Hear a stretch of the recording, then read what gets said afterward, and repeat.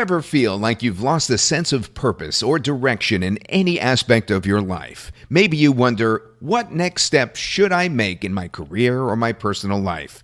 It's very natural to feel a bit lost from time to time with the unforeseen and unknown twists and turns that everyone experiences in their life, and it's hard to have all the answers. That's why you should turn to a life coach, a dedicated specialist that can help you think through tough decisions and offer sound guidance to making a fulfilling decision about any hurdle that you're facing. We urge you to contact our office today to start the conversation. We're here and ready to help shed light on what direction will make the most positive impact in your life. Call us today. We're ready to listen.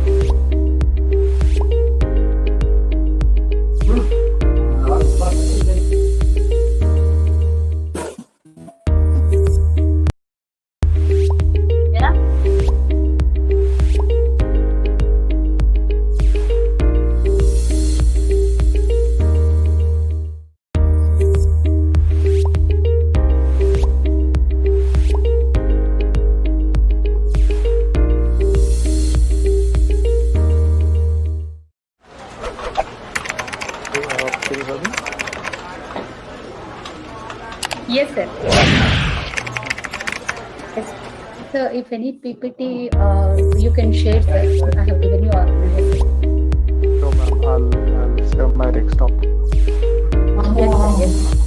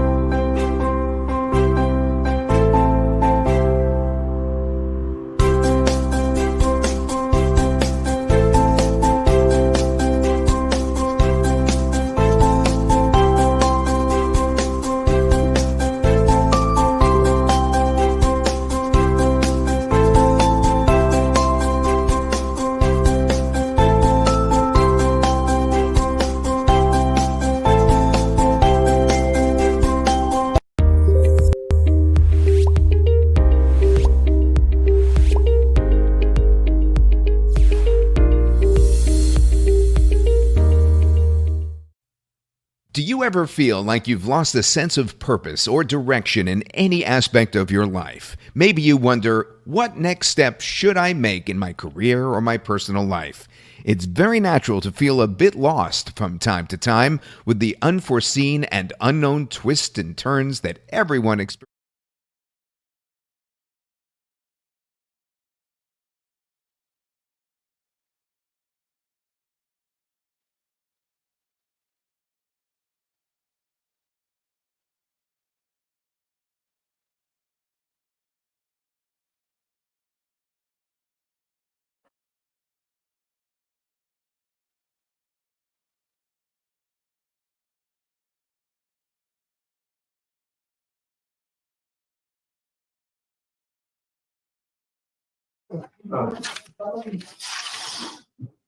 I welcome all the participants for the webinar session on the topic University Curriculum Design Industry Perspective.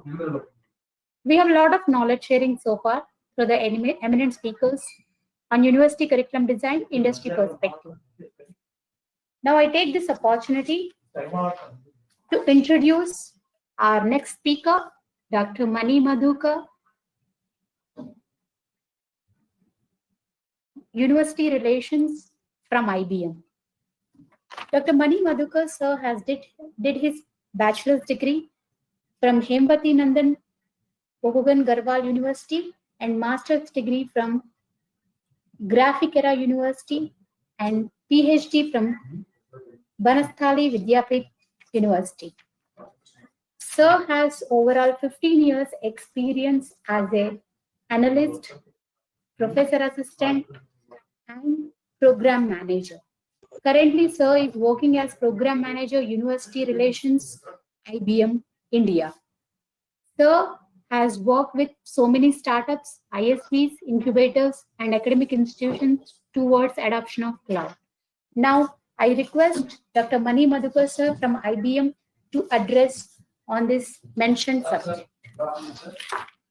And we are very grateful to you, sir, for your valuable time. Sure. Thank you, ma'am. And good afternoon, everybody. It's a pleasure joining you this afternoon. So I'm going to share a few slides of mine, and then maybe we can have a conversation. I hope my deck is visible to you.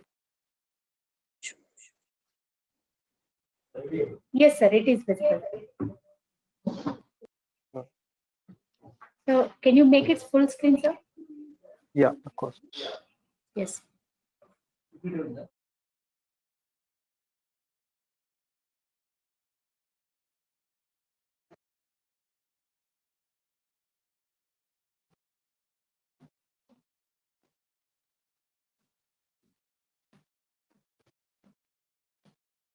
Okay. So let me, get it started, right? And let's try and understand why is it important to have this conversation, first of all, right? Now, I have worked with lot of universities, a lot of institutions, either on board of studies or, board of governors. And I really feel there has been, a great emphasis in last few years, which I feel that people have started to realize that it is so much important to have a curriculum which is contemporary. Okay. Now, this is really a good sign, right? Because having worked with academic institutions for last, more than 15, 16 years, I've seen that, there has been a bit of gap when it comes towards uh, adoption of new areas, new technologies in academia, right? This conference will now be recorded. And, this is actually the ask of the day, wherein, the students are being taught the latest which is available in the market, because we all know, right, technology is evolving very fast. Every next day we have something which has come up in the market, and which a student has to be is supposed to be knowing. The overall training times when they join the corporates have been really, shrinking. A couple of years back, when maybe, you and me were joining the corporate, it was around 5-6 months that were dedicated to, training, which is not the case now, right? A student is expected to be hands-on as they join. So even today, when we look forward for skills or for people to hire, we try and prefer a person who is hands-on with the technology, right? So it's no longer, right, your resume says it all, right? Not just your resume, we also look forward to proven hands-on expertise, right? And hence the need of curriculum, adoption more dynamically has become an ask, particularly from our universities or academic institutions point of view. It's so much relevant today, right? Having said that, this is also important, right, that we need to understand what should we adopt in curriculum, where should we start, what is that should get into the curriculum, right? Now, as you all are aware, these are all disruptive times. When I say disruptive times means, if you see 5 years back down the lane, the technological scenario or the business scenario was entirely different than what it is today. So what you are teaching to the student has to have a relevance in today's time, right? It cannot be something which is in isolation, right? So we have institutions, across India, I would not say which is still practice a syllabus which is almost like 20 years dated, right? So 20 years back when I read something, the same book is still very much in the syllabus there, and it has no bearing whatsoever in current context, by the way, right? So it's really important to understand that we keep updating our syllabus in a manner which remains fruitful, which gives a hands-on component to the child, so that whenever he is actually going out, he is going to look for a job that can really help him, right? Can I request either to mute their microphones, or maybe can I request the moderator to mute the microphones? Okay, so thank you. So what has happened is, let's try and understand, right? Why are these? What are these? What are the basic reasons? These organizations have really been a disruptor, right? So a few years back, there was no Ola, Uber, right? There were no Alibaba, there was no Airbnb. Even Facebook wasn't the way it is now, right? So what has really fueled the growth of these organizations? It's basically the technology, right? We all understand this. Even in this harsh scenario today, like today, right, where we are locked down in our respective places. If we look around, around us, we will really be able to find that so much of technology has enabled everything, right? So had the technology not been there, the life would have been even more difficult for us, right? Think of times where there was no technology, right? We might have been there when there were curfews, when there were lockdowns, and how it was back then. Right?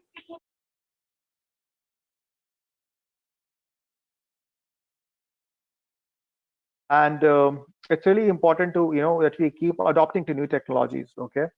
Now, if you see from a technology landscape, these are a few technology areas which have really spurred this digital transformation, right?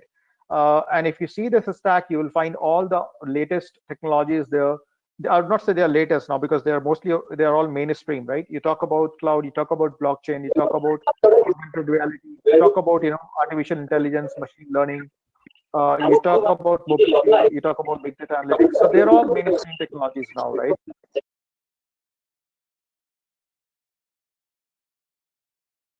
So it's really important that we understand, right, that these all technologies should be made a part of curriculum in some or the other way, right? And because we need to keep the curriculum updated, right? So let's try and understand how we can do it. So at IBM, we are looking to, we are really interested in building the workforce for the future. And IBM is mostly like, it was one of the organizations which caters to enterprise customers. So we have experience of 100 plus years of working with almost all the big enterprises across the globe, which really comes in handy when we design new products, when we come up with new offerings, right? And so whatever IBM technologies you see out there in the market, those are not just for a B2C consumer, right? It's mostly like a B2B consumption model. So the point is, the people that you are going to train, with IBM technologies or maybe with open source, they will find their consumption, or they'll find the adopters mostly in other organizations, not just IBM, right? So when you actually are training something or somebody with IBM's skills, so you're training for a broader set of audience, right? So it can be the top 49 banks, global banks, if you talk about. It can be top 10 integrators, if you talk about. So all of them will have IBM technology in one or the way, being used in some way.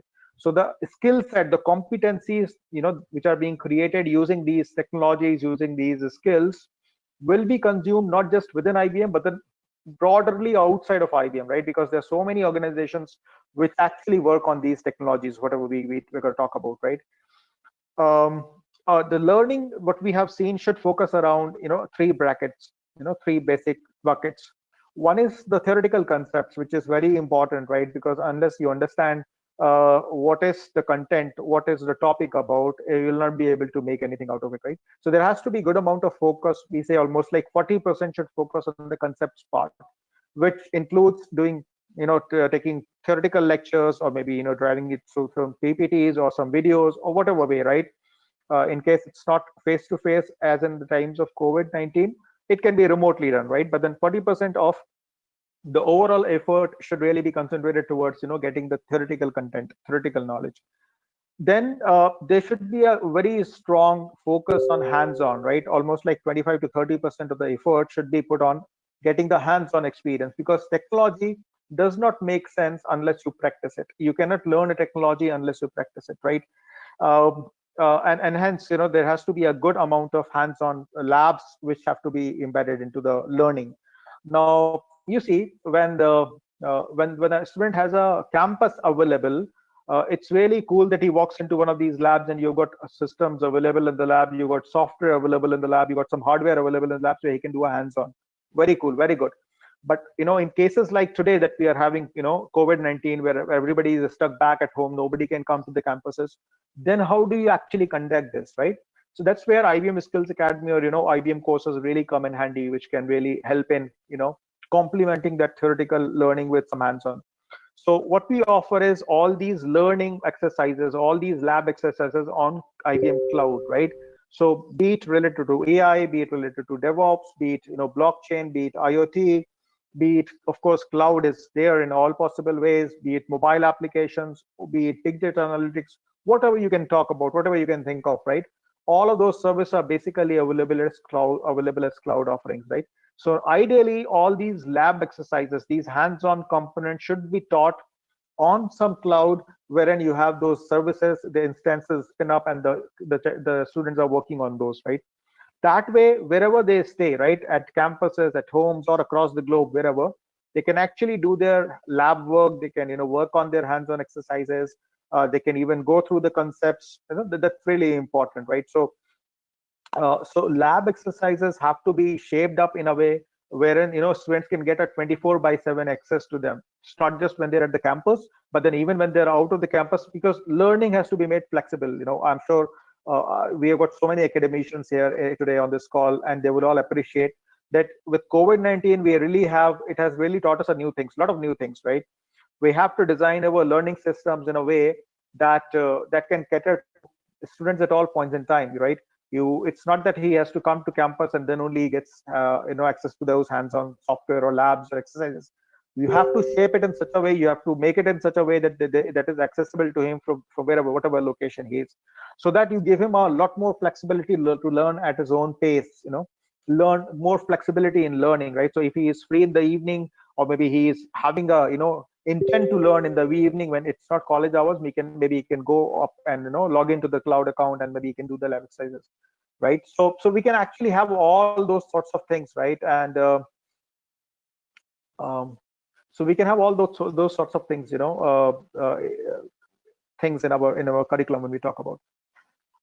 This is it's an interesting stat, right? By 2022, we are really looking to have a big churn, right, in terms of upskilling, reskilling, and this is really important, right?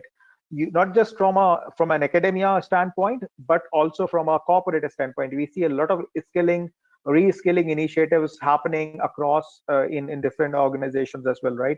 Because unless you keep on learning, it will not be possible, for you to sustain. And it is really, really important to upskill. Now, most of you will really appreciate the fact when you and me were studying, we never had all these technologies, right? Quantum would have just been there as a theoretical concept. Today we have got quantum computers which we can work on, right? There was unstructured data, but then we never realized that it can be of any use back then, right? Today we basically talk about NoSQL, and we talk about how important is unstructured data in order to get your analytics, in order to get your insights, in order to derive intelligence from whatever components that you have, right? So things were not there, so we have to prepare the generation for next 10 years when we are teaching them, and hence it is so much important that we train them as digital practitioners. We train them with a view that can really help them in getting expertise to a certain level. Now, how do we actually build these digital practitioner, from IBM's point of view? So as I was telling you, there has to be a good mix of theoretical lab exercises, and of course some group exercises as well, where people come and work together. Now, whatever we create as content for academia, right, we really understand that we have to teach the student in a manner that he learns not just technology, but then also the role playing thing, right? He also understands the use cases. For example, for any bright mind, right, and there are so many today, given in these conditions, given these constrained environment that we are living, locked down at our home, there will really be people who will be able to think that how they can leverage existing technologies in a way which can make lives easier for us. That's what is actually engineering, right? That's what is the technology put best use for, when you can really solve some real world, real time problem, right, with the knowledge that you have.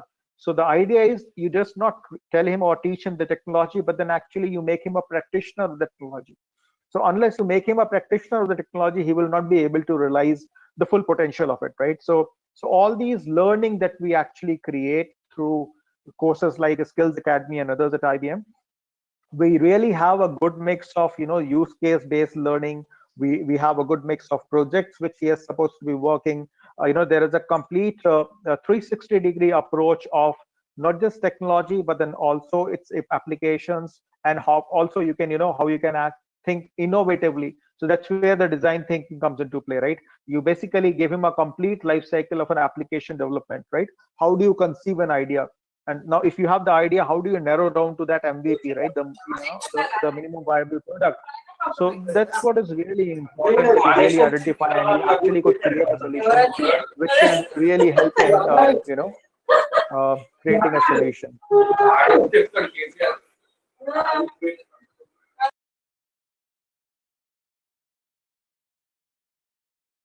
Okay, so now that we're talking about, right, how to build traditional practitioner, right? So let me bring another aspect of learning to this now. So let's say I know about maybe blockchain or maybe a big data analytics. Now, how do I tell people that I know about it?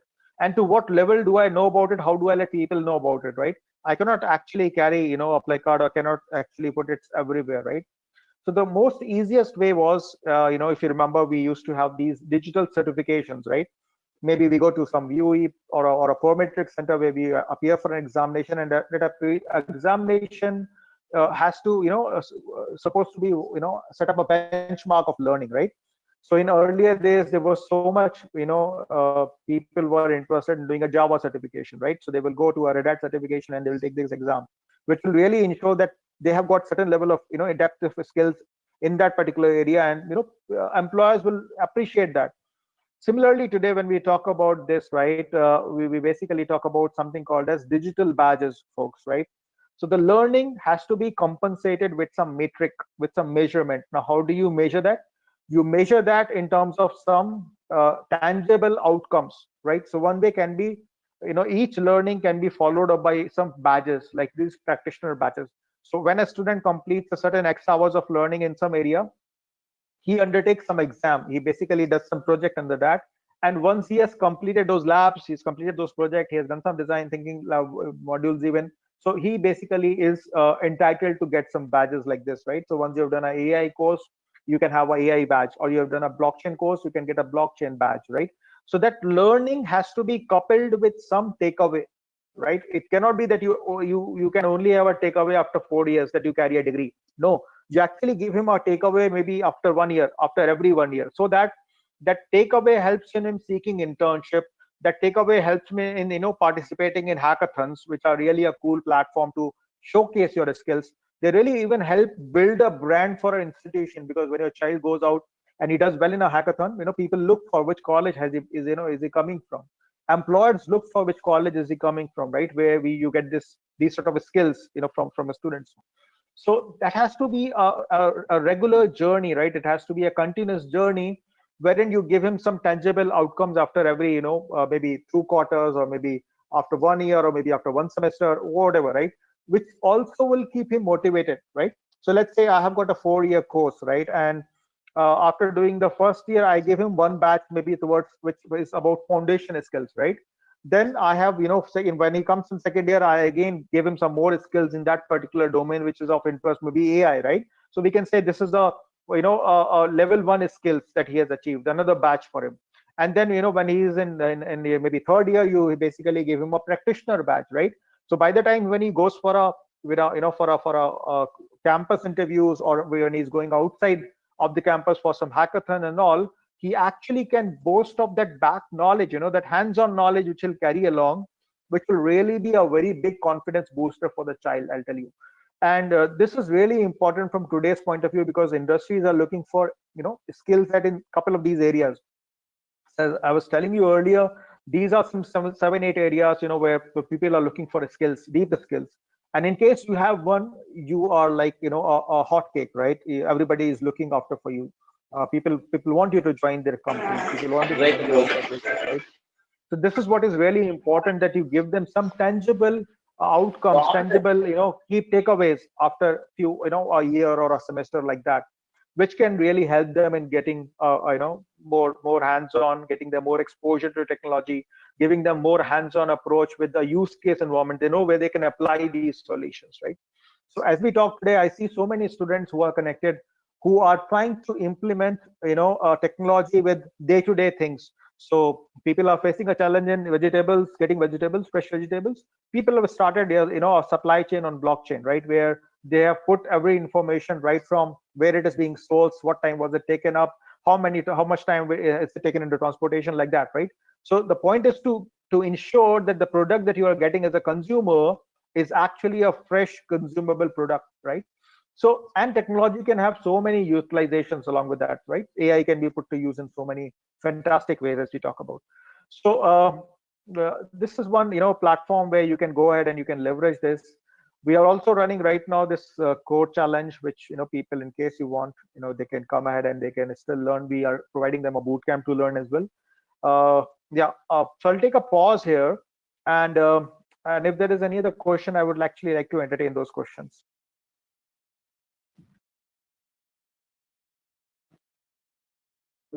I request participants to unmute yourself and ask questions to sir.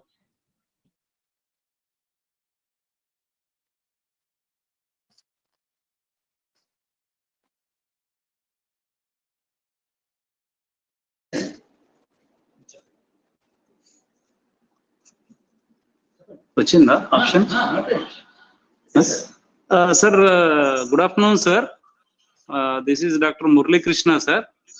Now, what is actually the impact of this COVID-19 before and after, sir, particularly in this industry perspective point of view, sir? Good afternoon, sir, and very relevant question, sir, because I'm sure you and me will realize that life has changed drastically. It was never ever for us like this.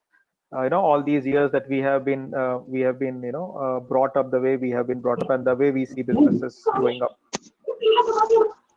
Now, since we cannot move out,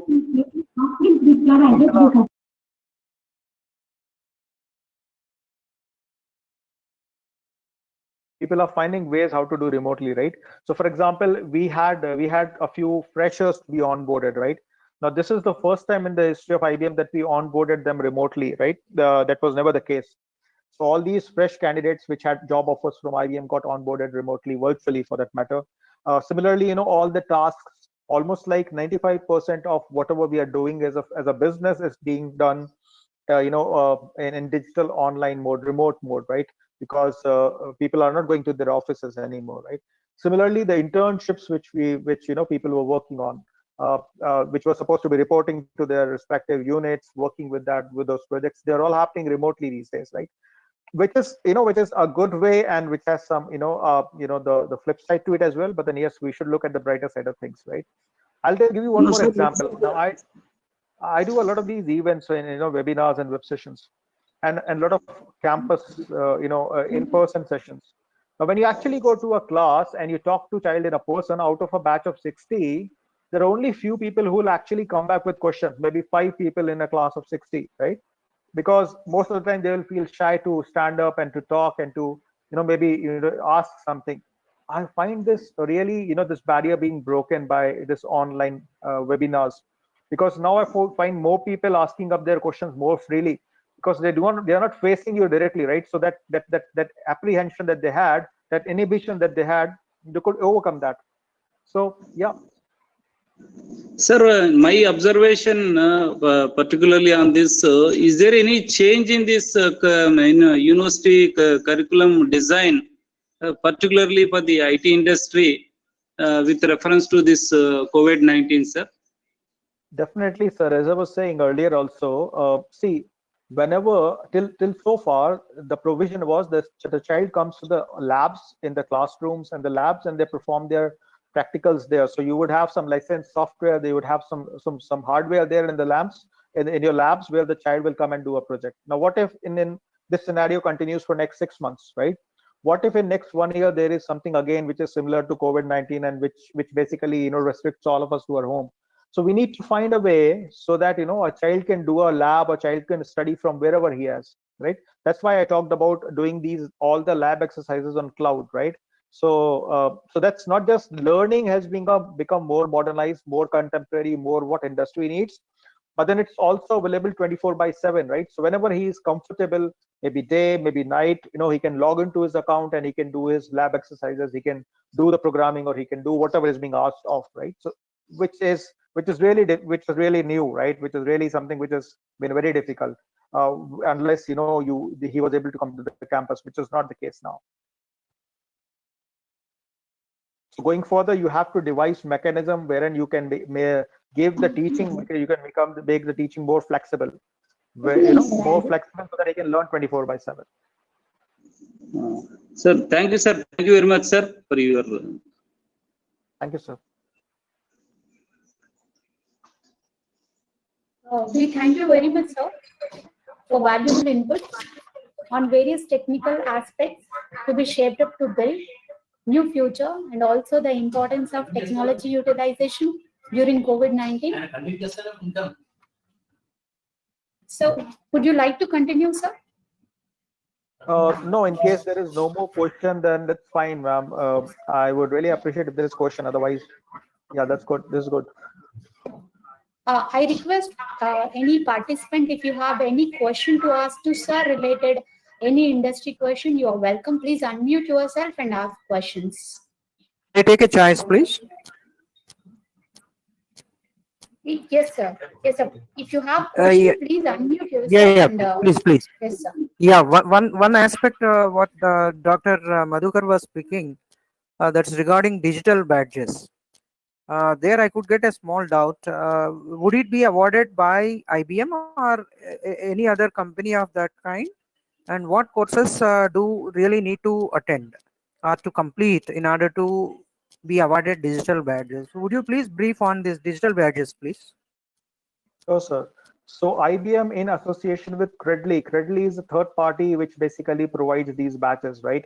So I'm sure most of us would have gone to Acclaim at some point in time. So these are all Acclaim badges. So point is, once these badges are issued by a third party, a child could have a reference point, right? So it's not that these are all so he can put those links on his resumes anywhere. Anyone can go and validate his credentials there. That let's say Mani Madhukar has obtained a practitioner badge on AI, right? So he can go and look for there.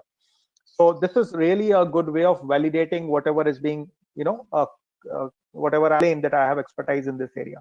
So these badges are basically provided through Credly and IBM, and to obtain these badges, there are some steps he has to complete that. He has to actually take an online examination, and he has to obtain 70% plus marks in that online examination. It's mostly MCQ based before he can actually claim a badge. So there is a proper structure in place for getting these badges, sir. Thank you, sir. I hope this answers your question. How to approach this? I mean, had I been working for an organization, how would I make my student to approach toward this digital badges?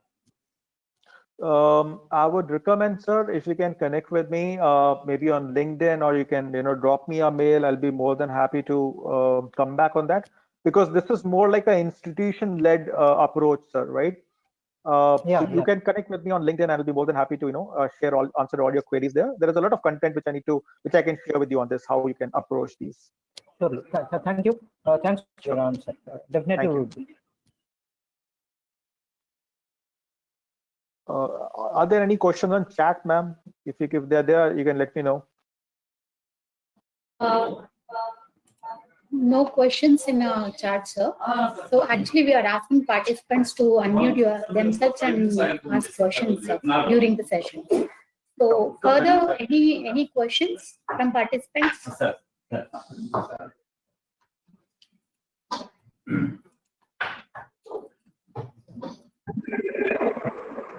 Any questions?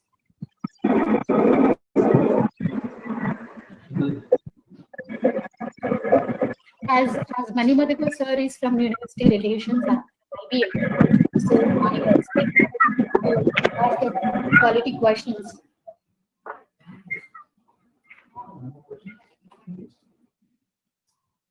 Well, I can keep on presenting charts, right? But then I guess it will be good, in case you have a question and I could answer that. That will be really helpful to both of us.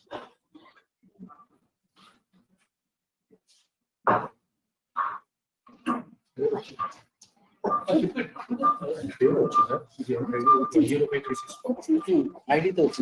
you, sir. Then, Okay, in case there are no more questions, I guess I can stop my screen share then. thank you very much, sir.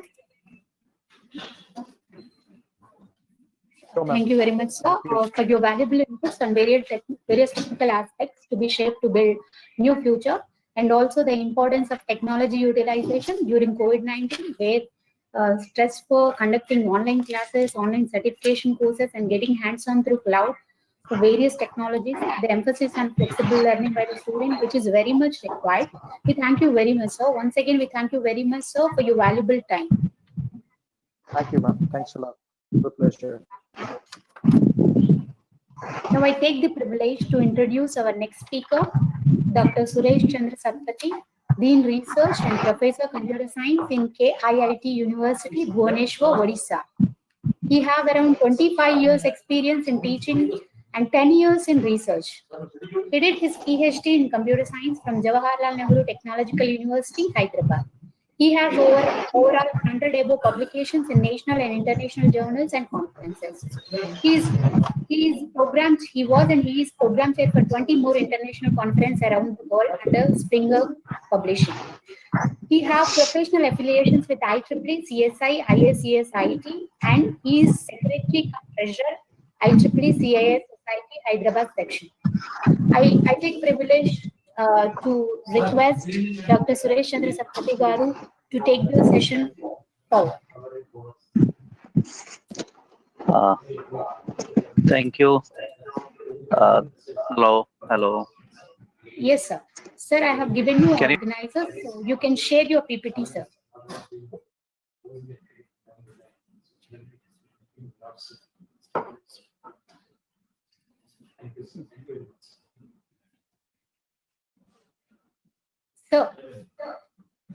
So please unmute yourself and continue the session, sir.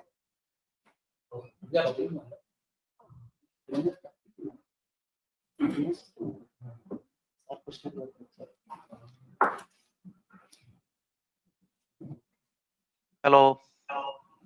Yes, sir. Yes, sir. Okay. Hope everybody is able to listen me loud and clear. Yes, sir. Yes, Can sir. I get response from one or two member that they are able Yes, to sir. listen me? Sir. Yes, sir. Good evening, sir. This is Dr. Naveen. Yes. Go ahead, sir. Yes, sir. Oh, Dr. Navin. Yeah. Good evening, Dr. V.S. Reddy, and good evening to everyone from MRSET and everybody from rest of the places. I'm thankful to Dr. V.S. Reddy and Dr. Naveen, Mallikarjun, and many other from the MRSET for giving me this opportunity. I'm really indebted to Sanjeeva Reddy and Dr. Murali Krishna Garu for having invited me to this virtual meet. Though people are talking about social distancing nowadays, but in fact we are socially connected here. Yeah, there is no distancing at all. This is called world is a family. This is called a distributed world. Doesn't matter you are from which latitude and longitude, but this internet has made us all in one platform, and we are all without seeing each other, looking at this virtual screen, this laptop or desktop or phone, and trying to get connected with each other for something beneficial for the institution, for the society at large. So once again, I thank the organizers, the host, for giving me this opportunity. And I would also like to take this opportunity to express my heartfelt congratulations, best wishes to Sri Malareddy ji, as well as the entire management board of Malareddy Group. Special congratulations to V.S.K. Reddy and his team for the big achievement of having one new university in Hyderabad, Telangana campus. I'm sure the people around there, all the leaders would definitely join the dots and see that the university grows, glows in the coming days. This particular webinar related to the curriculum design and the industry perspective is definitely the starting point for developing one organization, one university, a new university, well taken. And I was told by Dr. Naveen and also Mallikarjun sir that there have been a lot of participants, and from the morning, excellent deliveries have been done. I'm sorry I couldn't attend from the morning due to my preoccupation with many other stops in the home, since we are also organizing number of meetings, number of classes, examination online now for my university, KIIT deemed to be university. I couldn't attend from morning 9 o'clock, but I'm happy that I'm into the virtual meeting room now, and I'm able to see all the names here, though I cannot see anybody here. Maybe this is all muted, the video. But then I would just have a couple of points here with regard to the online meeting. If the organizers are listening me, I would like to have it, because for any kind of delivery, response of the audiences are very important. Otherwise, you cannot really deliver your talk or your class. For any teacher, I guess every one of us here are teachers. They are dealing with day in and day out with student in the classroom. And if they do not see the response of the student, they really get demotivated to deliver the talk. So if this virtual platform can make some of their video on for the speaker, then at least if some of them can nod their head, then we get a kind of response that really we are reaching, and then the dialogue will be like a two-way communication. It appears to me like it's like one way. Probably you are able to see me, I can't able to see anyone. Then I'm just looking at the blank screen with a lot of names and trying to deliver whatever I intend to deliver. However, I would not try to change the system. I am part of the system. I like to go with the system, and until in future we really pick the system a little bit. So I hope I am audible to everybody. Before I start my content delivery, I'd like to make sure that I'm reaching each and everyone. I'm not making their day bore, because from the morning they might have been listening. So I would just like to have some quick response from you. Am I audible to all? Whether my voice is clear, whether my content is clear or not. Everything is all right, sir. Can someone? Yeah, everything all right? Then all right. Okay, thank you. Thank you. So I would like to share the screen. I think there is a screen share option because I'm used to Zoom. I'm not used to this platform. I'll try to share the screen.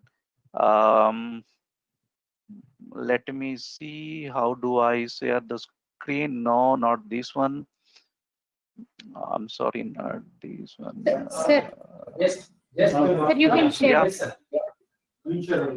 How do I share? I'm just looking at the sharing the screen option. All right, sir.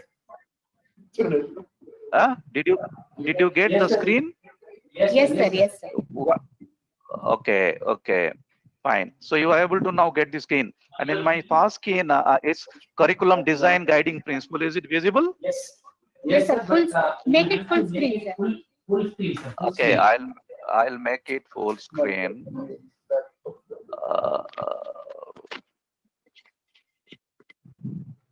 I'm trying to make it full screen. Okay, just give me a bit time.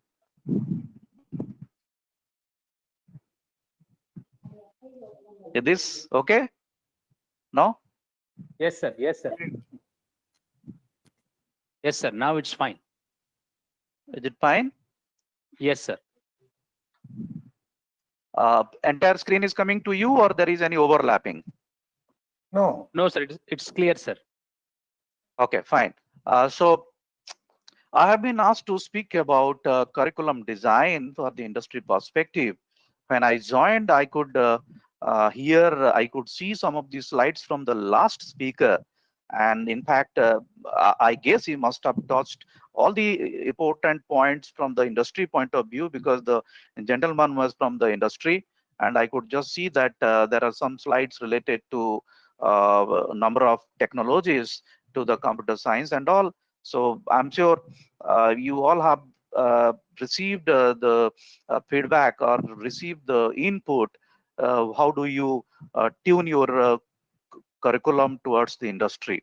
So in fact, this is not my domain, but since Sanjiva Reddy sir requested me, and my close friend Dr. VSK Reddy sir wanted that I should speak something, and I'm a part and parcel of MR set for long time, then I thought I'll put forward my views regarding the curriculum design, my own thinking, my own thoughts. So with that, I'm just going to give you some guiding principle. I'm not talking about what should be the content, what should be the mixture, what should be the percentage of the syllabus, this and that. Uh, from the point of view of a teacher, I just wanted to present it. I have been in this educational technology sector for last 32 years, and I'll just put forward my experiences in the classroom, my experiences in the board of studies, my experiences with my students for their career, for their future, what they really need, what is their lookout, what industry requires, where we are. From that point of view, I'm just putting some guiding principles on the curriculum design. Some of the slides are not my own. As I said, this is not mine. I don't own it. I have certainly searched from the Google and try to pull the slides from here and there and put it in a particular place. But the voice will be my own voice. There is no plagiarism on my voice. Thoughts will be my own. There is no plagiarism on my thoughts. Maybe the writings and all I have borrowed from here and there. So I contribute to their, I'm mobilized to their contribution. And Google is such a beautiful platform. If you don't get anywhere, go to Google. Certainly you will get it. So Google is the biggest warehouse of the information. I'm sure everybody knows what is the meaning of the Google. The Google is not a search engine. Many students, when I ask what is Google, some say, sir, it is a software. Some say, sir, it is a search engine. Some they have different answers. But I say Google is derived from a word called googly, and that is 2 to the power 100. The 2 to the power 100 is Google. It is such a powerful place where you can get anything and everything. So I'm fortunate enough, like anybody else, to get a lot of slides, but I try to put my own voice, my own word, my own thoughts to these guiding principles. The one of the biggest thing we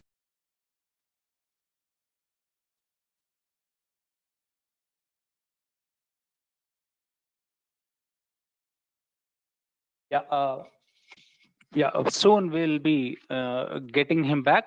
We want everyone to be online. I think there will be a technical issue. So we request everyone wait for a moment so that Dr. Satpathy sir will be coming back. We'll be sending the link and everything probably after this session, like all feedback link and everything.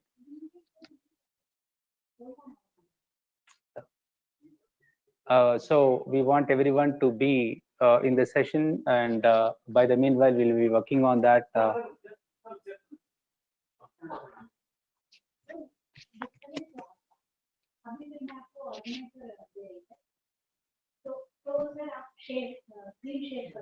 Yeah, now yes, can. Yeah.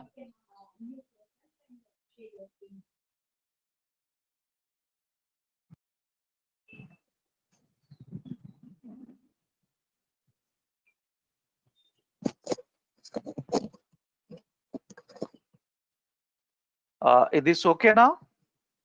Hello? Yes, sir. Yes, sir. That's fine? Yes, sir. Full screen, sir. This Please full screen? make it as. Yes, sir. Please do that, sir. Yeah. Now it's fine, sir. Okay. Is this fine? Yes, sir. Okay, fine. So Yes. now, shall I continue? Yes, sir. If it is the first slide, you Okay. can continue, sir. Yeah, this is my first slide. So I have just given my first slide and my introduction, and then Thank you, I'm going to discuss some curriculum design guiding principles, and My this is the slide I think everybody talking about for last decade or so.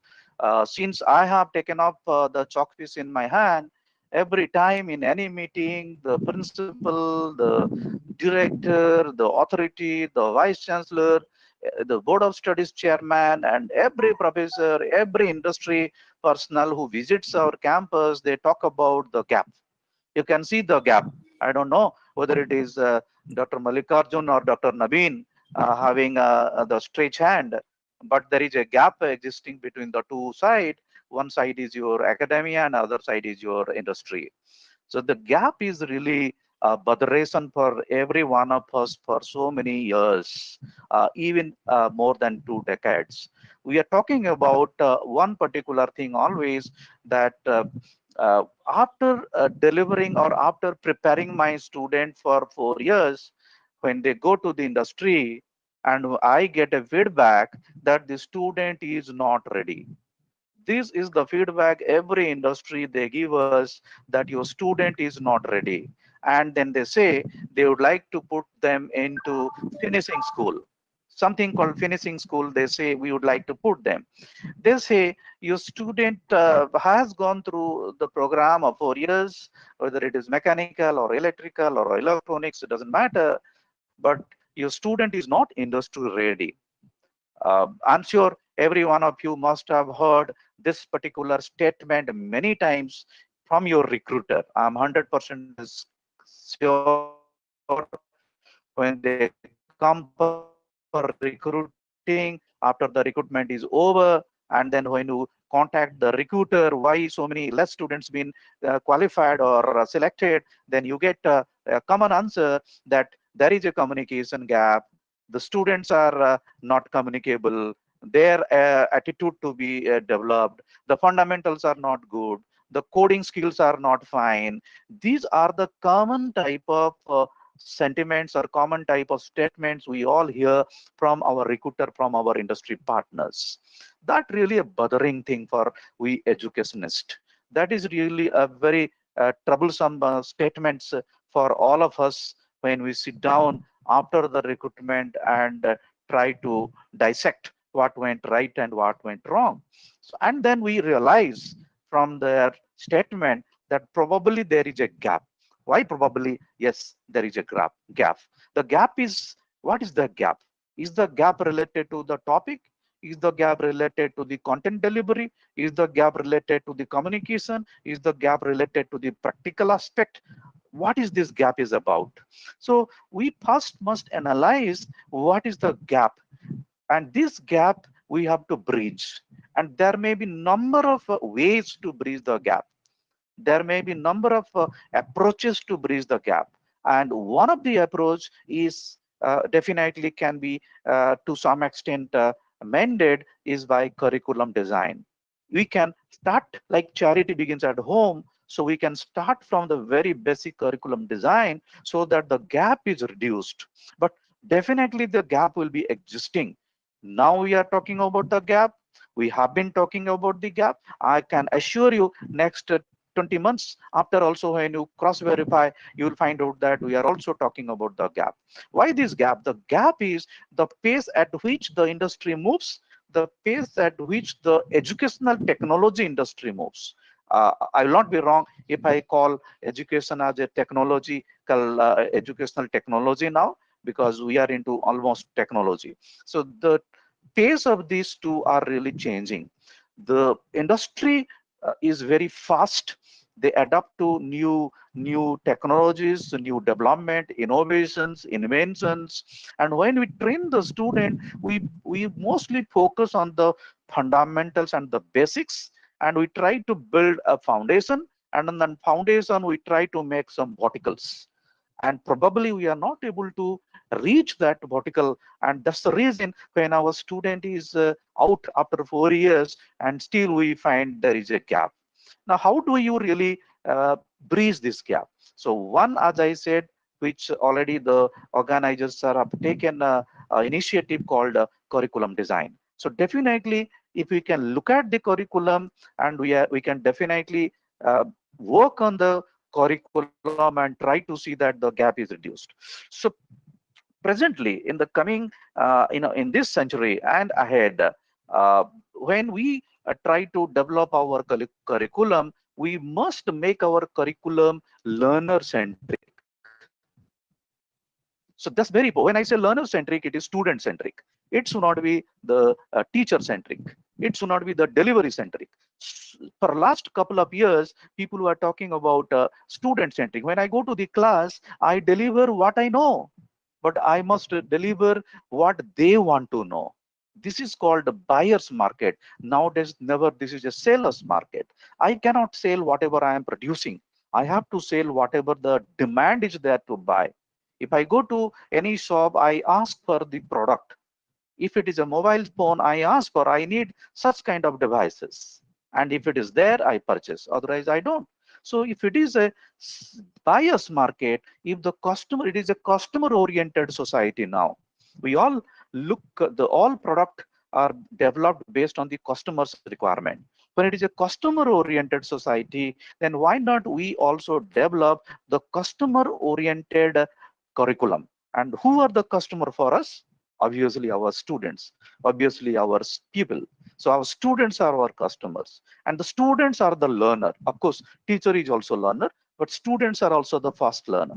Now the student also, we should design our syllabus or courses of study or curriculum. Curriculum is a big umbrella. There we have a course of study, and syllabus is a part of it. I'll cover it quickly, all these things. So learner centered curriculum design you need to focus on. So again, this is not my slide. I have borrowed from Google. You can also see this in the Google, and these are all learner. We have to look for the learner objective, the support, the curriculum architecture, the method, then who provides the model. All that we have to develop in the learner center. Now presently, when you look at the present scenario in the industry has moved from industry 3.0 to 4.0. I'm sure our industry speakers must have discussed more about it. They are a master of this. I'll just keep this slide for you, that this is called industry 4.0 framework. The industry 4.0 or 4.0 framework is digital revolution, the digital technology. Look at the present situation. When this pandemic happened and we were all locked down and shut down for so many days, still we are getting connected to each other through the digital technology, digital platform. Thanks to this digital technology, that even though there is a social distancing due to the pandemic, but we are maybe digitally, physically disconnected, but socially connected and digitally connected here. So that is your industry 4.0, or we call it a physical cyber technology or system or space. So location, Internet of Things, sensor, robotics, big data, 3D printing, augmented reality, cloud computing, everything together. If you look at, this is called industry 4.0. So our curriculum today, if we design, the curriculum must be based on industry 4.0 framework.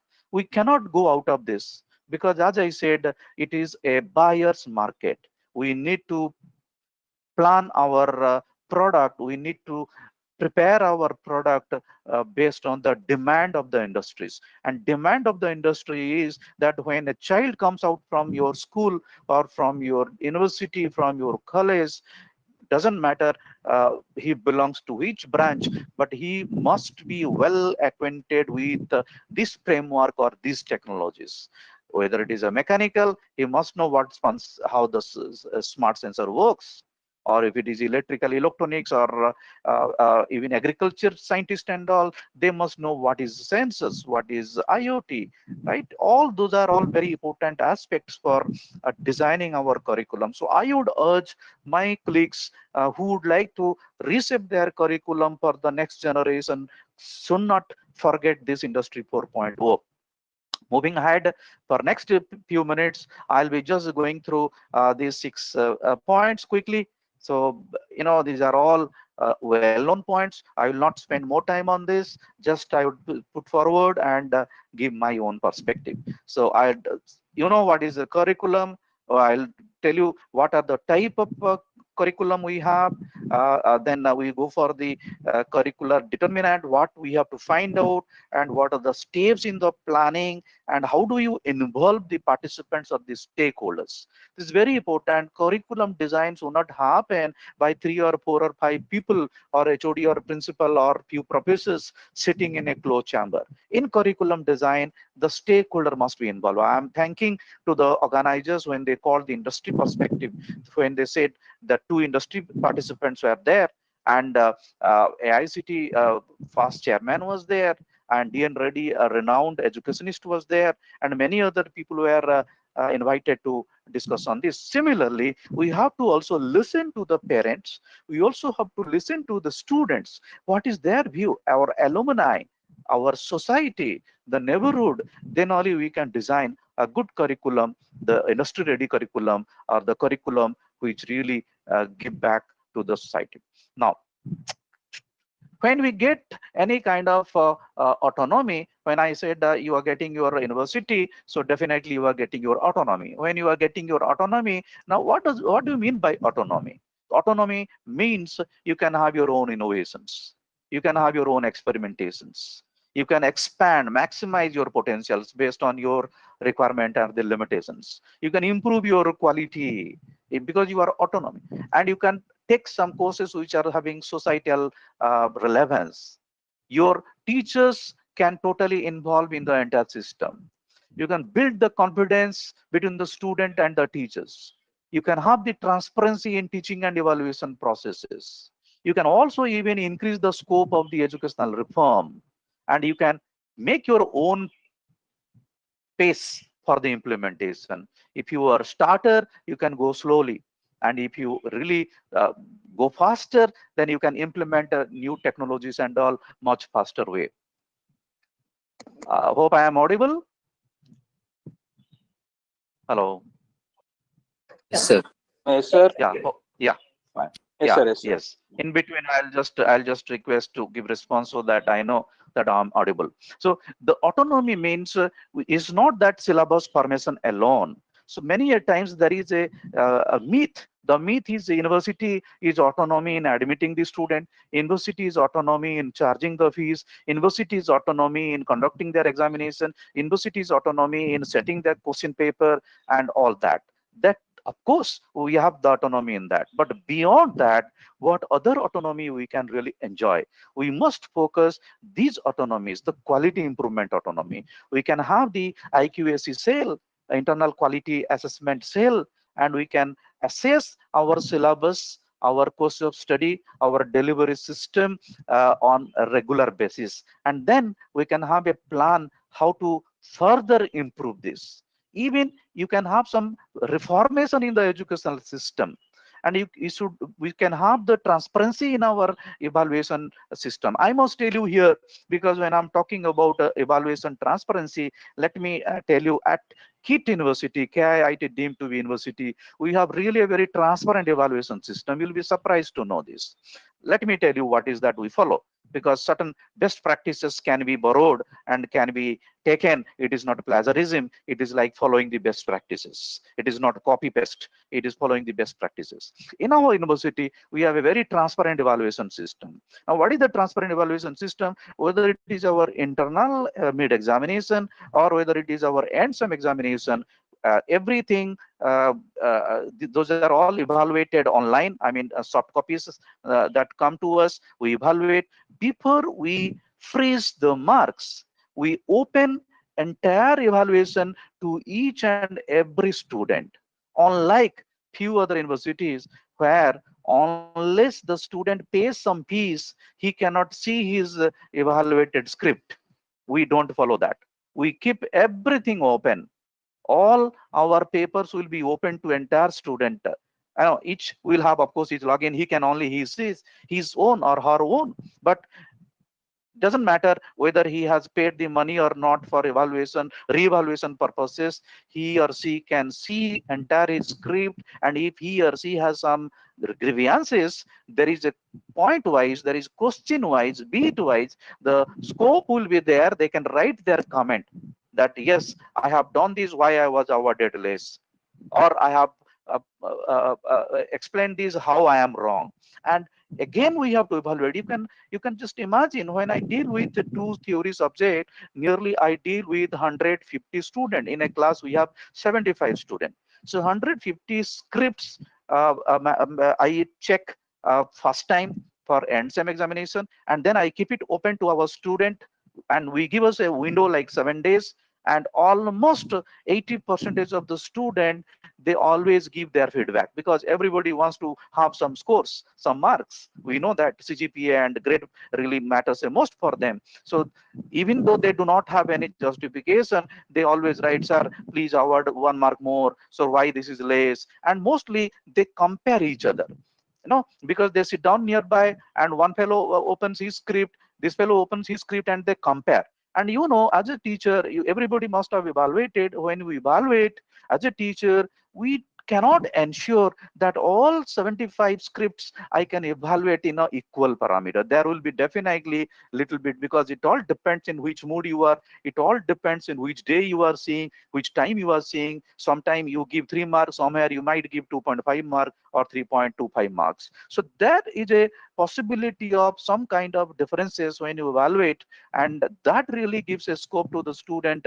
They question the transparency, and they ask the questions. So this way we have made our university autonomy open to our student, and we give them a scope. You can defend yourself, you can ask questions about the script evaluation, and we are there again to come back to you with our own thoughts. And if there is a justified argument or justified complaint, we award the mark.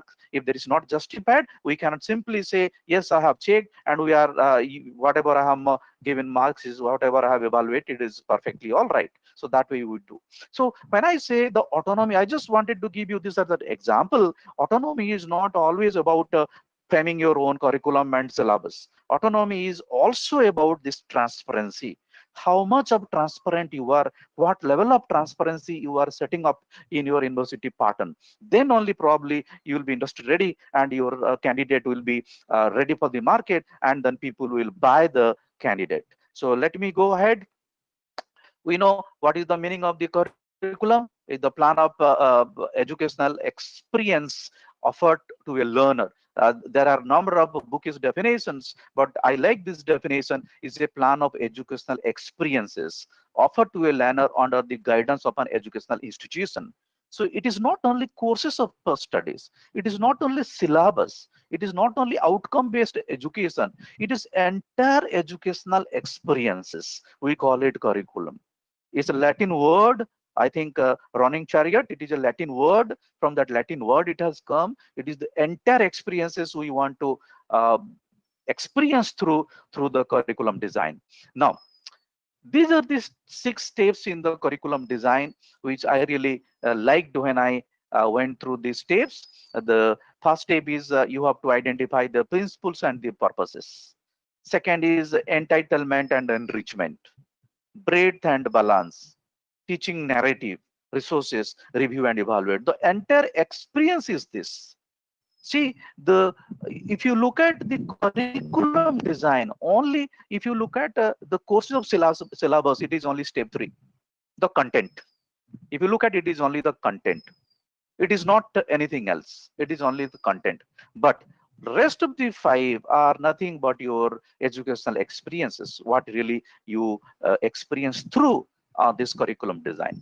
Friends, the curriculum design, there are a number of models. Now, I have gone through so many models when I was asked to deliver a talk, and this is not my area. I had to go through a lot of literature, and I could find there is 2 beautiful model existing. One model is called product based, other one is called process based. So product based is something like you give importance to the grade or the final product. The process is your entire experiences with the child or with the learner in that 4 years of the studies. I found process based really can create the things. What do you like to give? You like to give them knowledge and the skill. So I'm sure the industry speaker must have spoken a lot of things about the skill development. Often I get really confused. What is the difference between knowledge and the skill?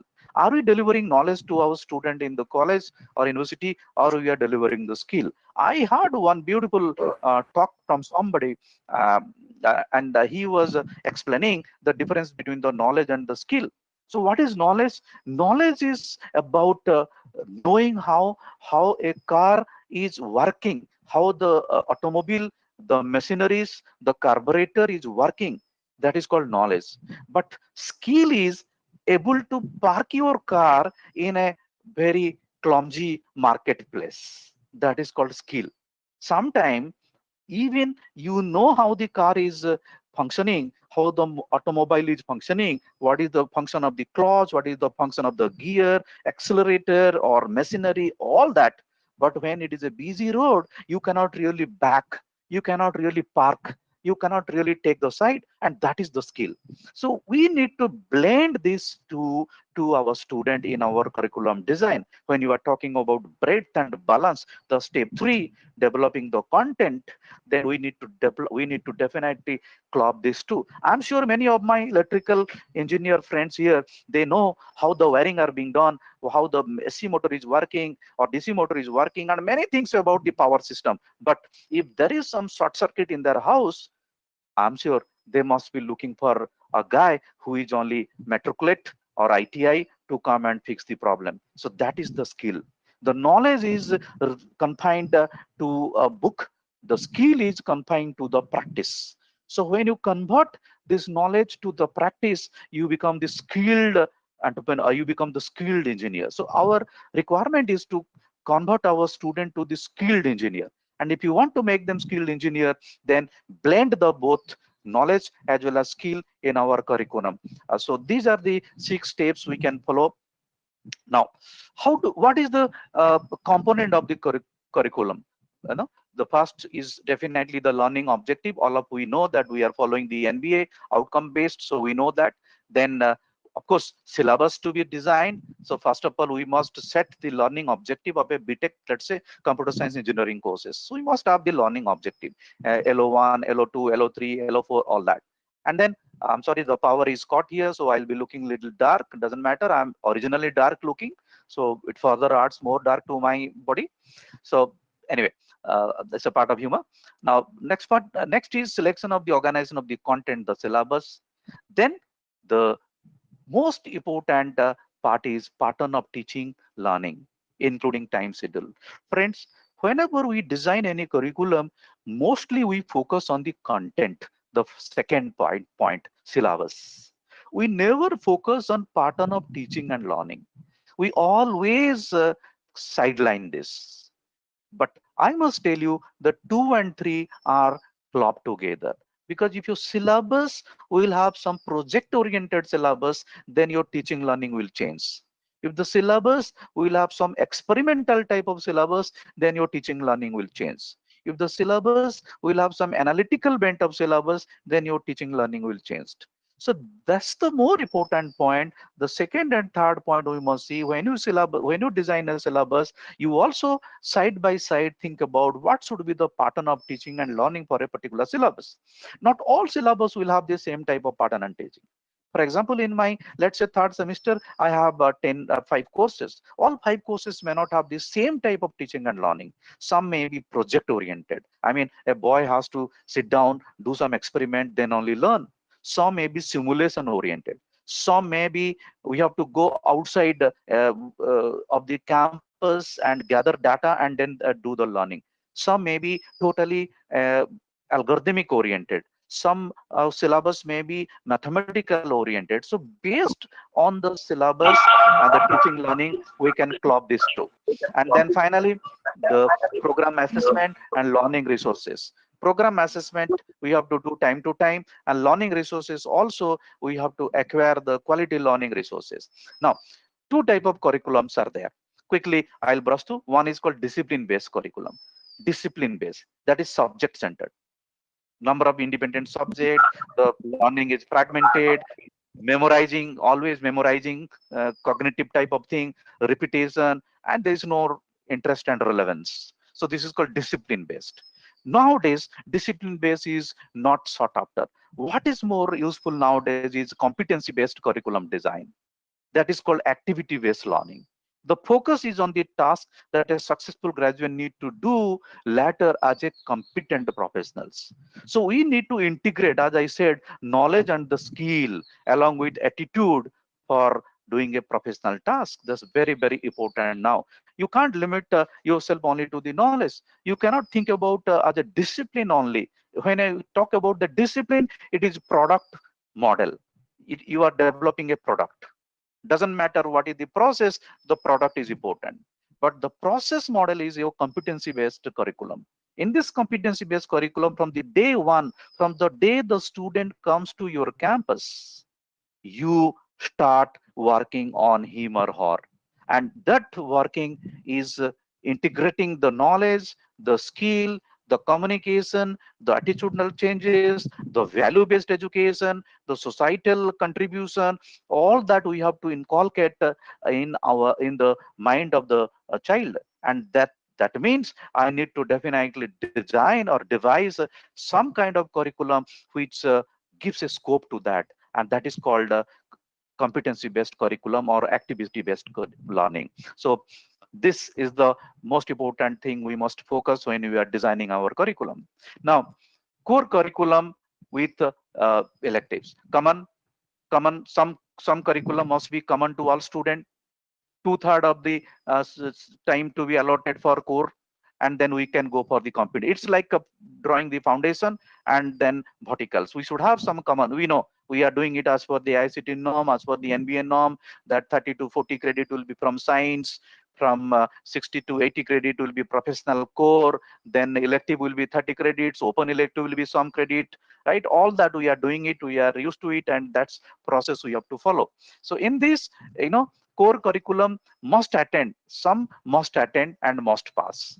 Some must attend and may pass, and may attend and may pass. So like that, we have to design or devise our curriculum, or mean to say your courses of studies of syllabus into three parts. The red part is the core part. We call it the kernel part. Kernel is very important, the core. 80% is the student must learn and must pass after the evaluation. Then we have soft core. I know must attend. If they do not pass, it doesn't matter. May pass, must attend. Right? Then we can go for the elective courses. In the soft core, we can have non-credit courses. Like it, there will be no examination for that, but they must learn, like environmental, like professional ethics, like NSC, NCC, like value-based kind of things, like yoga.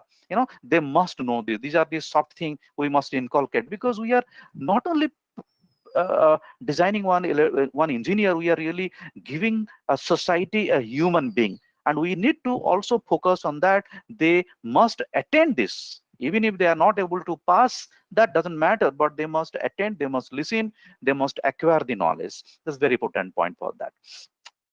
Some model, as I said, are there. Now today we are all talking about SPICE model. In this SPICE model, right side you can see it is a student centered and problem based, integrated, community based. These are all fundamentals. These are all already available literature. Everybody knows it. A lot of research have been done, and I have just taken from the internet to showcase that. Now let me show you where we are now. If you look at the student centric and the teacher centric based, where we are now. Now this is actually the SPICE, the left hand, and here is the other type of things. And if you see where we are, most of the time we are teacher centric. I know, like what I'm doing now, I don't know what my listeners they want to listen from me. I'm not sure. I don't know. Now I have been talking for last 30 minutes without bothering whether they really like it or not, whether it is benefiting them or not. And this is called a seller's market. I don't like it. That's why this virtual platform is a dangerous platform. It will kill all the teaching skills unless and otherwise there is a two-way communications. So I must see whether my student is liking or not. Then I can change whether my students today ready to listen to me or not. So student centric I have to. So we are here. And problem based to the passive accusation, we are towards the passive, not to the problem. and we are towards the discipline based. And yes, some of our syllabuses are to the community. And if you look at the elective and standardized, we are almost standardized. No, we are following. When I remember when I am part of any curriculum design or syllabus design, what we do, we go to the IIT Kanpur, we go to the JNTU Hyderabad, we go to the JNTU Kakinada or VIT or some other MIT and download their syllabuses, and then see, pick and choose couple of things here and there and put it and say, yes, this is called your particularly kind of passive acquisition. We don't think about the problem. I don't think about my region. I don't think about my society. I don't think about my setup, right? And then I design and then I throw to the student, and student find a lot of difficulties. So let us not do that. Since we are having a new university being set up, we can go beyond this. We can go beyond this, and we can try to blend our syllabus, and we need not take the same kind of studies courses. We can even redesign with the support of the industry partner. And then in our KIT university, let me put forward here what we practice in the KIT university. In the KIT university, some of our courses are totally taken care by industries. They design the course, they frame the syllabus, they take the classes, they come to the campus and they take the classes, they set the question paper, they evaluate, and they give us the grade. We do not interfere in that. The entire, like, one course is cloud computing, other one is robotic automations. Like that, some courses we have taken, and those courses are entirely designed by industry, and we have given them the credit. So we can think of something related to this in our new curriculum design by the new universities.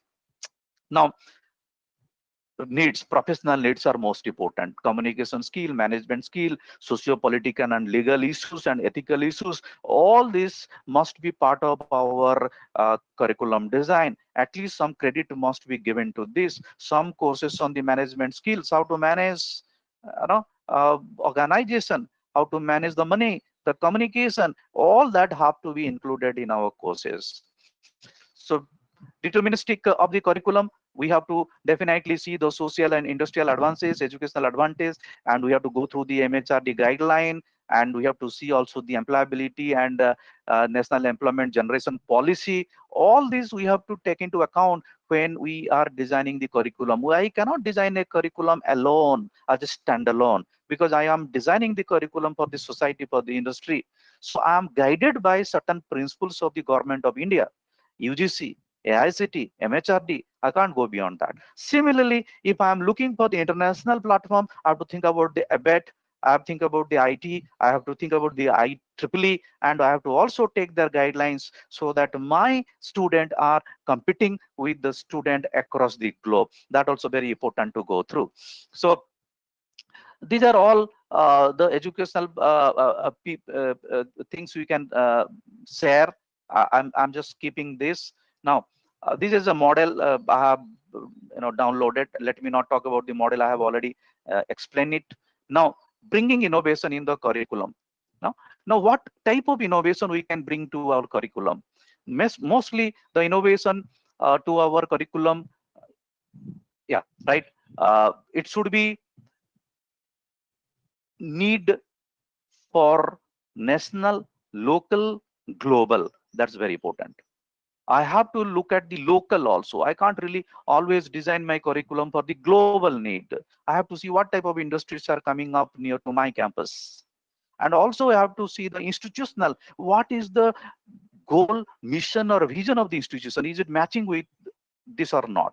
So unless I do such analysis, I really cannot bridge that gap. So to bridging this gap, I have to go through all these things. Now, how do I evaluate? Then finally, it comes to the evaluation. When it comes to the evaluation, every time we think about evaluation of our curriculum is based on the marks. How many students passed, what is the percentage, how many are above E grade or O grade. So that, yes, is one part. But we also have to look at holistically the evaluation of the curriculum from the other aspect. Like, where are our students?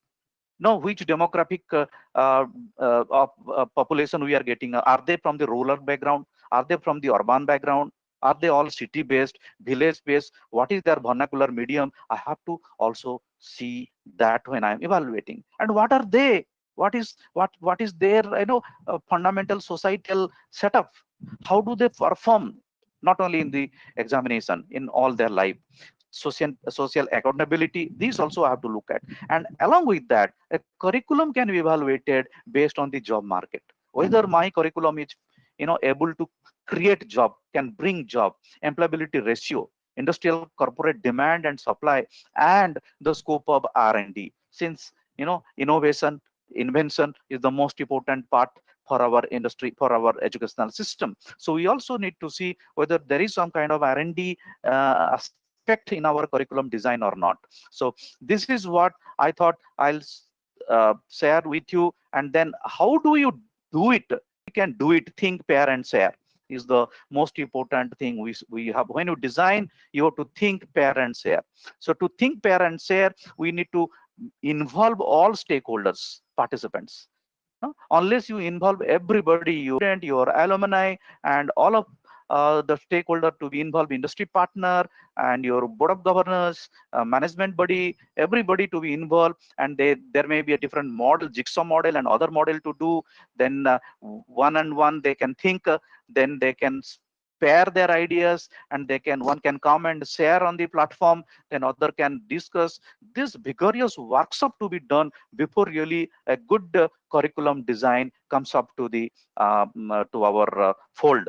So this is a cyclic process. So it is not one time, it has to be done in a regular interval, maybe every 6 months or maybe every 1 year. Our board of studies should sit down and think and then share the ideas with industry partner, with their committee members, and then evolve new things. So these are all steps which I have mentioned. I'll be sharing the PPT if necessary, though these are all downloaded stuffs, and they can do some exercise on this. So this is the jigsaw method. I liked it, the method, how to really do it, and who will teach, when it will be taught, how long it will be taught, what are the course material, is it available or not, what are the teaching learning aids necessary. All this we have to thought of. Many a times I have seen this problem arising. I'm telling you from my university point of view again.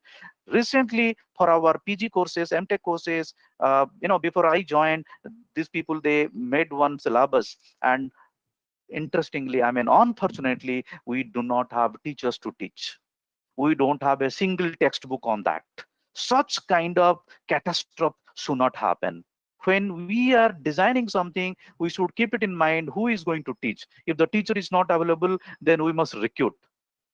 When it will be taught, in the first semester, in the last year, in the middle, and for what period it will be taught, 30 minutes, 40 minutes, sorry, 30 hour, 40 hour, that period also, whether courses material are available or not, references are there or not, can I have teaching learning aids at my disposal. All this should be a thought out plan. I just cannot throw something to the teachers, and teachers are not god or creator that they today you give a subject and tomorrow they come and deliver in the class. Highly impossible.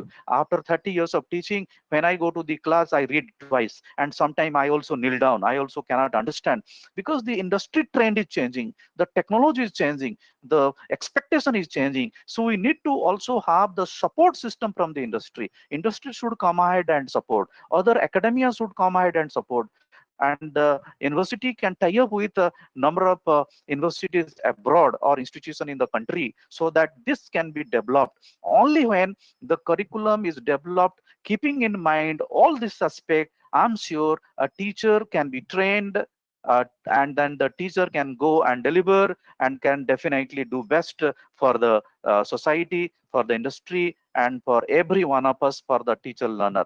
This is what my submission with whatever the little literature study I could do, because as I said, this is not my domain of expertise.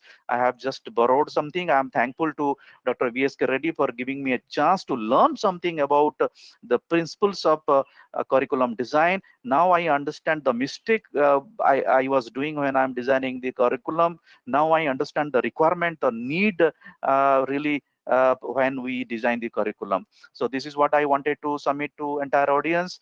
So thanks for their patient listening. Hopefully they are there and listening to me. I don't know, I can't see. If any questions are there, I can take up. but I am not the master of this. I'm a learner on this particular technology. Had it been my own domain of technology, probably I could have given much more. But this is just, I'm a part of, but I'm not having expertise in this. Anyway, thanks to Sanjeev Reddy sir, thanks to Mallikarjun garu, and thanks to Murali Krishna garu, Nabeen, and Dr. B.S.K. Reddy, and thanks to the Chief Patton, the founder chairman, Malareddy ji, for giving me this opportunity to talk to you, to talk to many people in the virtual platform. Thank you very much. Thank you, sir. I request participants to have questions. Sir is available. You can ask questions. I think Dr. V.S.K. Reddy is available. No, he is not there. Yes, sir. Sanjeev Reddy sir. Sir. Hello. Yes, sir. Hello, sir. Am I audible, sir? Yeah, you are audible, very much audible, yes. Yes, sir. Very informative lecture you are given on this today's topic, sir. Thank you, sir. And what are the actually the drastic changes are required for essential, particularly on this today's situation related to this COVID-19, sir? Related to COVID-19 and education, right? Yes, particularly on this the higher education. Okay, so good questions are asked. This I would like to quote from our AICT chairman, Dr. Sahasra Budhe. Recently, I was reading one article he has articulated, and he has pointed out that 40% of the courses, whatever the syllabus you are designing, 40% of the courses should be like online or self-learning courses. So this is the need now, because this pandemic has taught us that we have to deliver entire course online. So keeping in mind this kind of adversity might happen, and the need of the hour, particularly the technological advancements and all, then we must create some courseware which can be taught effectively, efficiently through Zoom platform or through this Google Meet platform or WebEx or any kind of medium. 40%, I mean, you can understand 40% of the entire credit should go towards it. This is what Dr. Sahasra Budhe said. I liked it because if you remember, sir, AICT has already taken this initiation called Swayam. Through Swayam, they used to deliver a lot of courses. So I think aptly said, we need to think about 30% of the courses to be designed in that manner.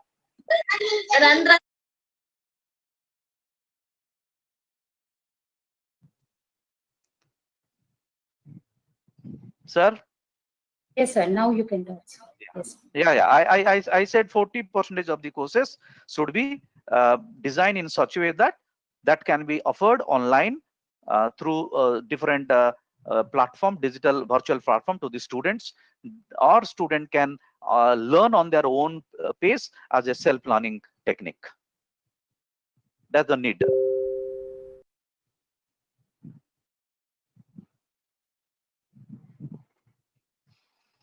Yeah, I'm done.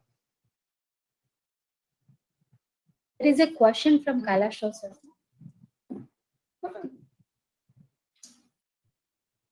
Audible, sir? Please come again. Sir, good evening. I am Professor Kailash Rao, sir, from Malad College of Engineering and Technology. Sir, good evening, sir. Good evening. Yeah, you are audible, sir. Sir, thank you, sir. Sir, actually, this COVID-19 situation, that almost it has taught a lesson to every system. Yes, where sir, actually yes, now it is mandatory for every system to keep a standby henceforth. Why? Because the system may get failed due to any kind of unfortunate situation that may likely to happen in near future, already which is currently going on. Yes. So I think it is even for the academic systems also, we need to keep a standby in terms of keeping online sessions, maybe for theoretical purpose or practical purpose. Sir. So exactly, I sir. think we need to get equipped for this provision. Fantastic. Also. Very nice, sir. You have aptly said, you have rightly pointed out. That's what I wanted to say. 40% of the courses, if we plan online, then if such kind of situation happens, at least we have a backup, right? Yes, sir. Without they coming to the classroom physically, we can continue. And you'll be Yes, sir. surprised, sir. Yes, In my school, in my university, rest of the syllabus we covered through online. And final year student, we conducted examination online. Results declared. Even some of them they joined in their company. And now sixth Fantastic, semester student, entire thing completed theory. Now sessional is going online. You'll be surprised the way we are doing the lab sessionals online. And from 11th, we are starting for the fourth semester, followed by the second semester.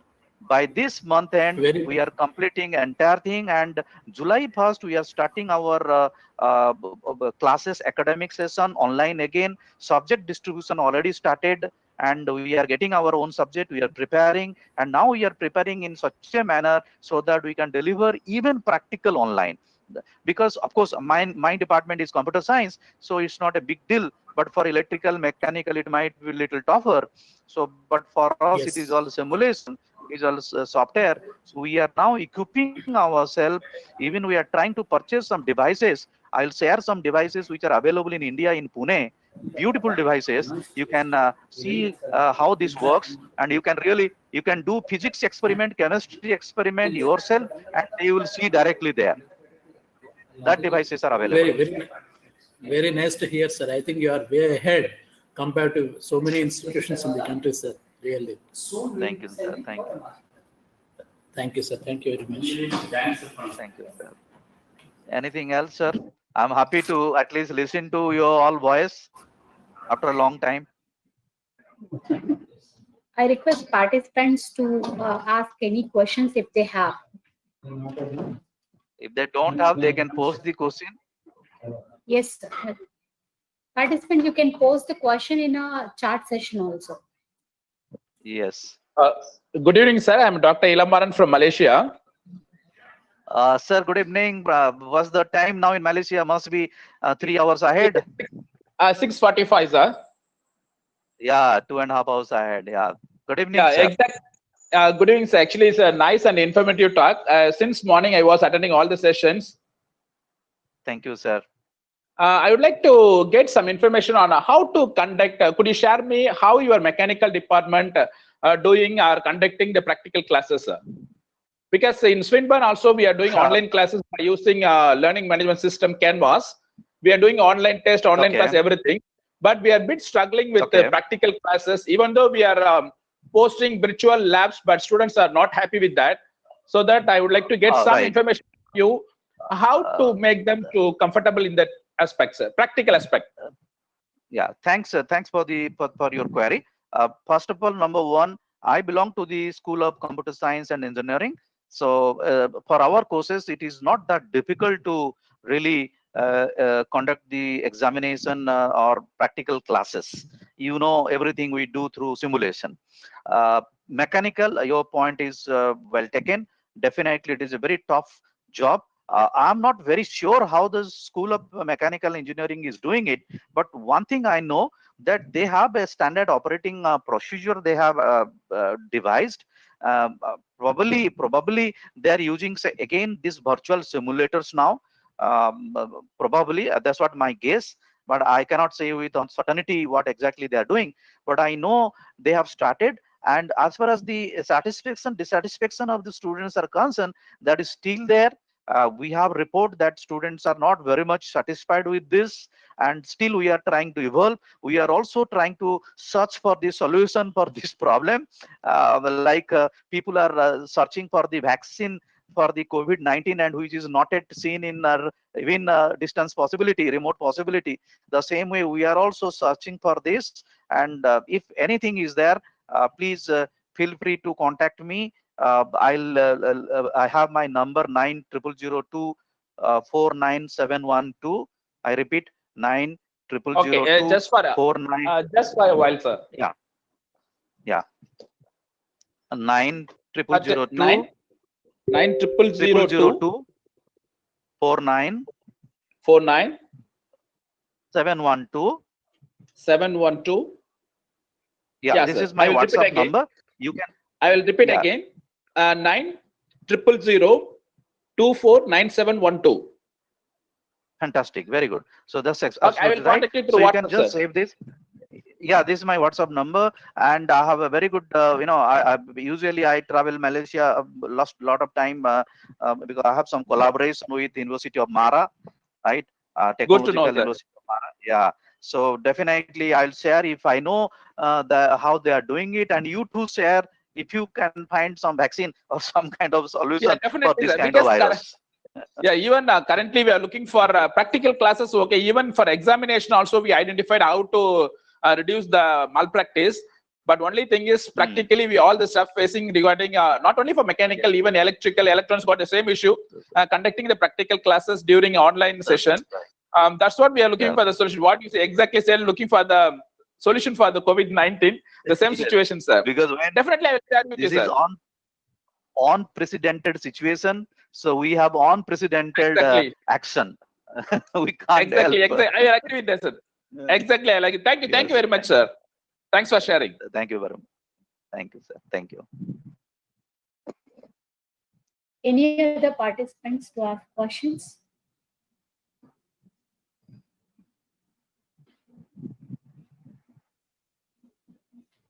Any other participants, please? Okay, madam. Maybe they are listening for a long time. Yeah. Now you said thanks. We thank you, sir, for your valuable inputs on curriculum design and guiding principles, keynotes and gap in curriculum, learner center curriculum framework, industry 4.0 framework, the strengths of ideal autonomy. We thank you for your valuable time, sir. Thank you. Thank you. Thank you. Thank you, sir. I request participants, outside participants, to fill the feedback link that we are sharing in chat. I request MRSET participants to hold on. We'll be sharing the feedback link separately for MRSET participants. And I request outside participants to fill the feedback link, which is we are sharing in our chat. Now, I hand over the session to Dr. M. Murali Krishna, sir, Dean, Mallareddy College of Engineering and Technology, to say vote of thanks.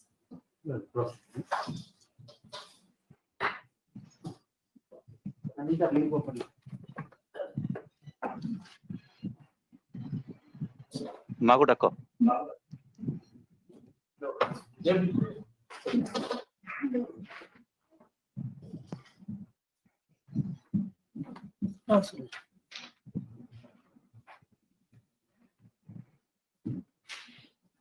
Right. Good evening to one and all. Good evening, sir. A wonderful webinar session on this university curriculum design and industry point of view. In fact, this is a very, very essential and very important topic with respect to this COVID-19 corona. In fact, it is a very essential to go for the drastic changes in the university curriculum design, because you are aware about the present situation. We are entirely the process, we are switched over from offline to online. Yes, sir.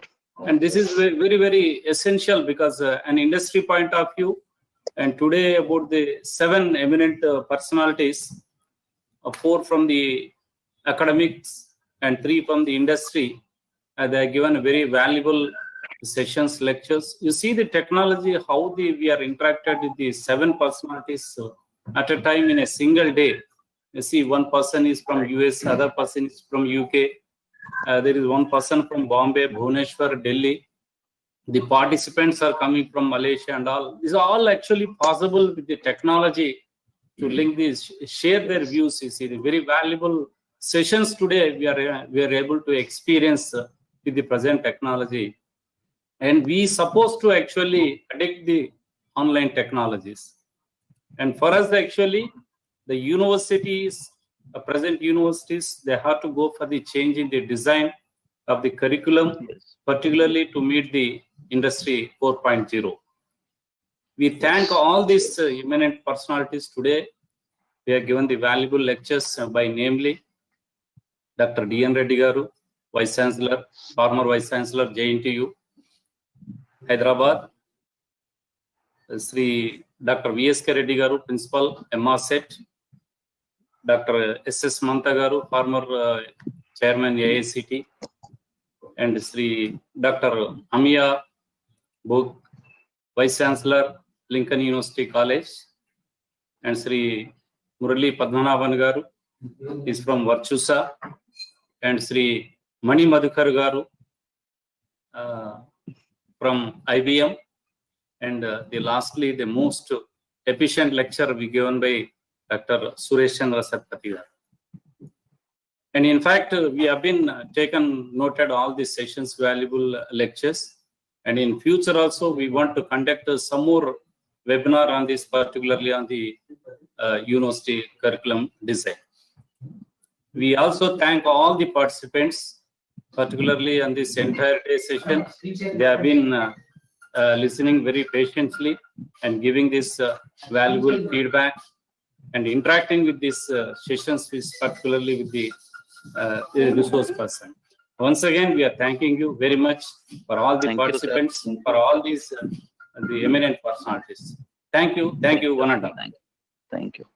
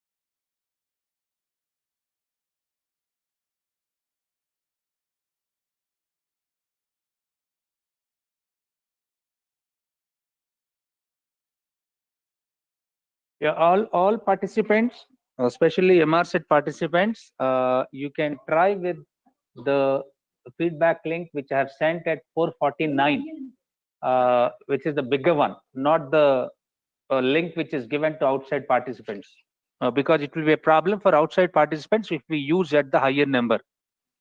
I request all the MRSET faculty, HODs and placement officers and all the people use the link which was sent in 4 lines, the bigger one, not the short one. Short one is meant for outside participants only. I hope I'm clear. You please copy so that we will leave the meeting right now. Can I leave the make the meeting like end, because there are so many people, like around about 70 people are waiting for that. If you copy the link, we will just close the session. Chat box, you please check the link in chat box.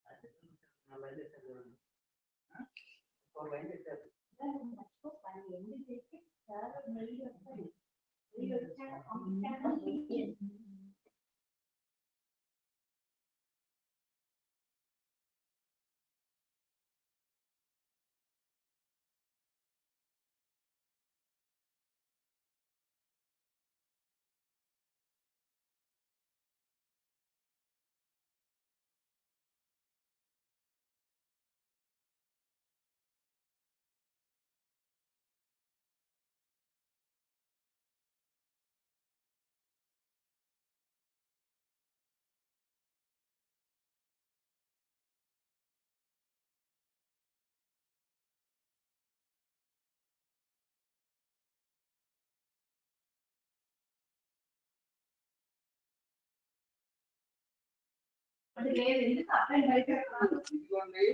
thank you all very much. We'll be closing the session for the day. It is almost very close to 5 o'clock. Thank you.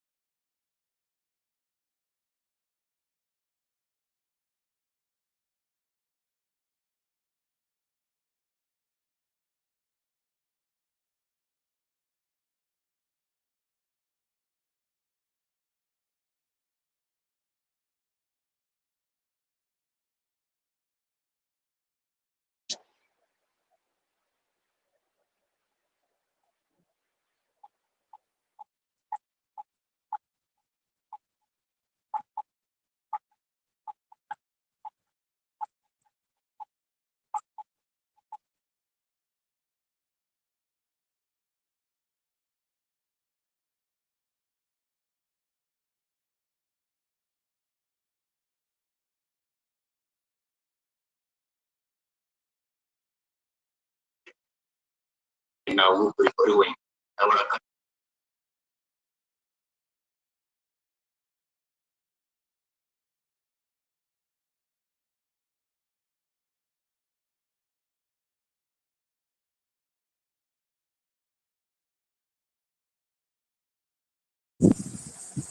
Good evening, sir.